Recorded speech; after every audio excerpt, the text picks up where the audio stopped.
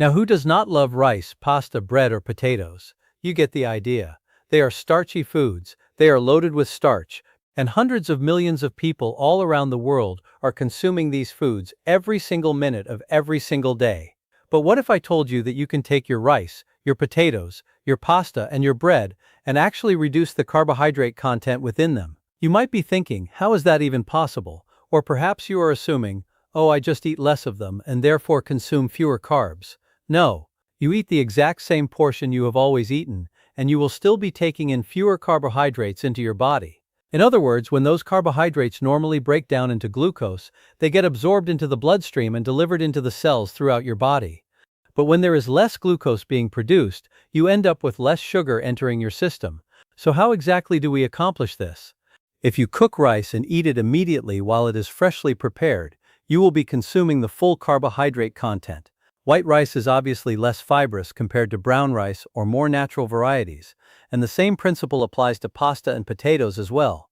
But let us set those distinctions aside for the moment, because if we take our rice or any of those other starchy foods and refrigerate them overnight for a minimum of 12 hours, and if you extend that refrigeration to 24 hours or beyond, you will generate even greater amounts of resistant starch.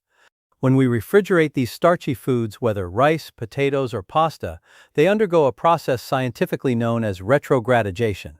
This means the starch molecules themselves are structurally changing and transforming as a result of the cooling.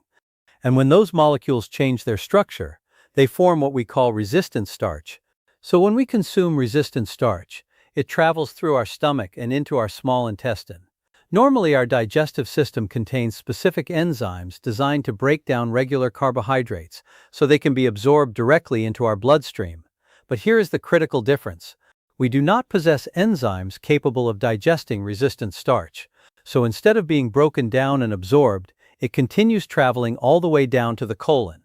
And inside the colon we have probiotics, which are the beneficial and health-promoting bacteria that thrive throughout our digestive system and work constantly to keep us healthy and functioning well. And here is something remarkable.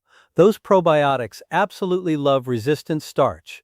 Resistant starch functions as a prebiotic, and prebiotics are essentially the food source that we provide to our probiotics. So when those probiotics encounter this resistant starch, they have an absolute feast. They are busy and actively consuming it with great enthusiasm. And during that process occurring inside the colon, short-chain fatty acids are being produced and secreted. And the primary short-chain fatty acid we are most interested in is called butyrate. And butyrate does truly extraordinary things for our body. What exactly does it do? It protects the colonocytes, which are the cells lining the colon. It keeps the colon strong and healthy. It is well known to help prevent colon cancer to a significant degree. It also works to reduce inflammation throughout the entire body. So if you are dealing with chronic inflammation of any kind, whether it manifests in your stomach, your joints, or anywhere else in your body, butyrate is going to help bring that inflammation down meaningfully. It improves your insulin sensitivity considerably, and butyrate also helps protect the brain by reducing neurological inflammation and providing neuroprotective benefits throughout the nervous system.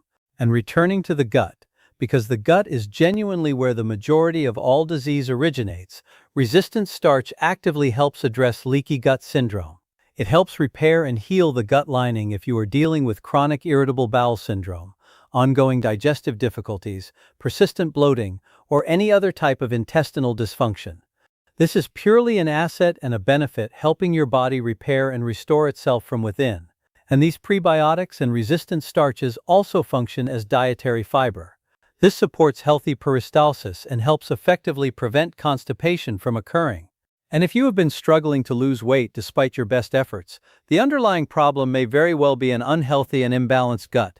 By incorporating these prebiotics, these resistant starches, and this healthy fiber into your diet, you allow the beneficial bacteria living inside your colon to truly thrive and flourish as they should. Always remember that the colon and the brain are deeply connected and work in constant communication with one another.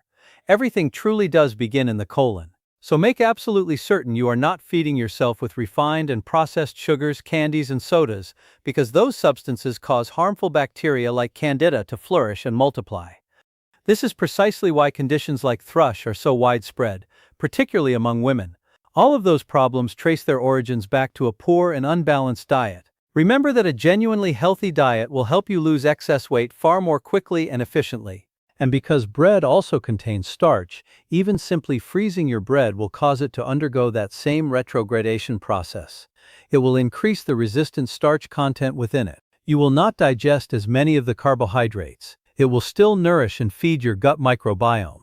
Those short-chain fatty acids will still be converted into butyrate. It will still reduce inflammation and produce all of those wonderful and beneficial effects throughout your body.